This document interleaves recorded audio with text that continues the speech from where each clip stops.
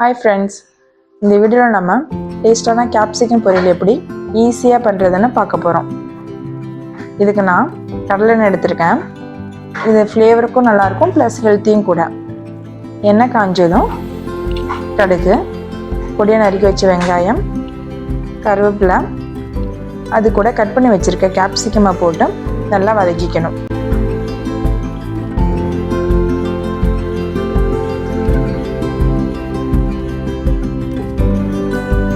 அப்புறம் தேவையான அளவு உப்பும், 1 டீஸ்பூன் மஞ்சள் தூள், 1 டேபிள் ஸ்பூன் மிளகாய் தூள் போட்டு லைட்டாக வேக விடணும்.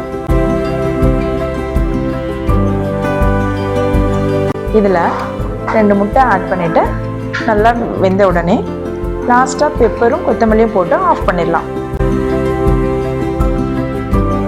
இதில் முக்கியமாக நம்ம கேப்சிகமை ரொம்ப வேக வச்சிடக்கூடாது. அப்படி வேக வச்சிட்டோம்னா ஃப்ளேவரும் மாறிடும், டேஸ்ட்டும் மாறிடும். இப்போ பொரியல் ரெடி ஆகிட்டு இதை ரைஸோடு ஆட் பண்ணி மகிழனுக்கு கொடுத்தேன். நல்லாவே சாப்பிட்டான். கேப்சிகம் சாப்பாட்டில் சேர்த்துக்கிறனால நோய் எதிர்ப்பு சக்தியை அதிகரிக்கும். நீங்களும் இந்த ரெசிபியை வீட்டில் செஞ்சு பார்த்துட்டு டேஸ்ட் எப்படி இருந்துச்சுன்னு கமெண்டில் சொல்லுங்கள். Okay, thank you. எப்படி பாருங்க.